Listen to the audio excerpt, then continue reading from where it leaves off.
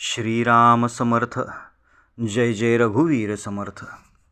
पूर्वीच्या म्हैसूर प्रांतात चिकनी ह्या कहली येथे श्री गंजूर व्यंकणय्या नावाचे एक इंजिनियर राहत होते. त्यांच्या येथून साधारण 22 मैलांच्या अंतरावर मलागेरे या गावी नोव्हेंबर 1913च्या सुमारास धरण बांधण्याचे काम त्यांच्या देखरेखीखाली चालू होते. एके दिवशी एका झाडाखाली बसून ते कामावर देखरेख करत होते. ते करत असतानाच डोळे मिटून रामनामाचा जप पण चालू होता. अचानक त्यांना त्याच अवस्थेत महापुरुष महापुरुष असा आवाज आला व कपनी घातलेले श्री गोंदवलेकर महाराज 2 शिष्यांबरोबर दिसले. यांनी नमस्कार केल्यावर गोंदवल्यास यावे असे सांगून श्री महाराज अदृश्य झाले. मराठी येत नसल्याने या 2 शब्दांचा अर्थ त्यांना समजला नाही, पण त्यांनी ते शब्द आपल्या वहीत लिहून ठेवून ते घरी आले. पण ह्याचा अर्थ कोण सांगेल ह्याचा ध्यास त्यांना वाटू लागला. 2-3 दिवसांनी त्यांना स्वप्नात 2 अय्यंगार व्यक्ती दिसल्या. त्यातील एक गीता वाचत होता तर दुसरा ह्यांना म्हणाला, यांच्याकडे जा, तुझे काम होईल. सुदैवाने सकाळी गावातील श्री व्यंकटेशाच्या देवळाजवळच स्वप्नातील गीता वाचणारी व्यक्ती त्यांना दिसली. त्यांना भेटून त्यांनी आदल्या दिवशी रात्री स्वप्नात दिसलेली सर्व हकीकत सांगितली. तेव्हा त्या व्यक्तींनी श्री व्यंकणय्यांना आपल्या घरी नेले. त्या व्यक्तींचे नाव श्री रंगचर व ते निवृत्त जमादार होते. निवृत्तीनंतर ते एक उपहारगृह चालवत. ते मोठे साधक होते व योगमार्गात प्रवीण होते.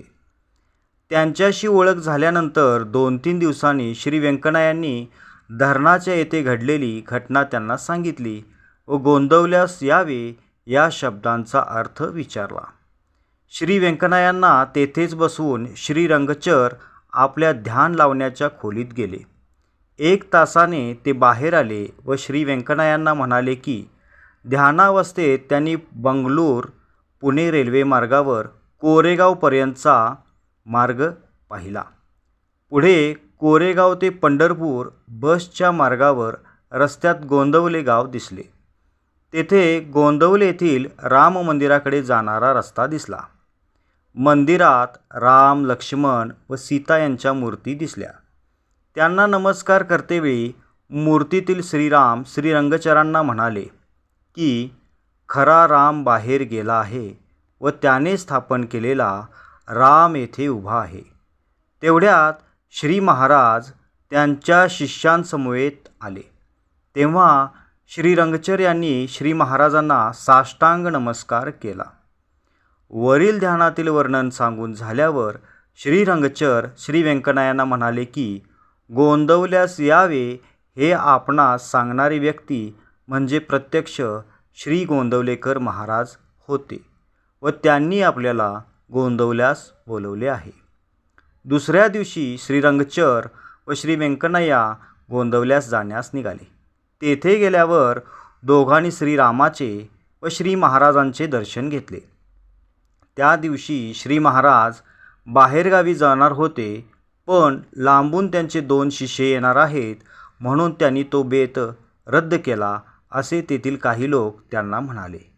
दुसऱ्या दिवशी सकाळी श्री महाराजांनी श्री रंगचर व श्री व्यंकणय्या यांना इतर 13 जणांबरोबर अनुग्रह दिला व या दोघांना खालील 4 गोष्टी करण्याची आज्ञा केली. पहिली गोष्ट, अखंड नामस्मरण करा. दुसरी गोष्ट, रामनामाचा प्रसार करा.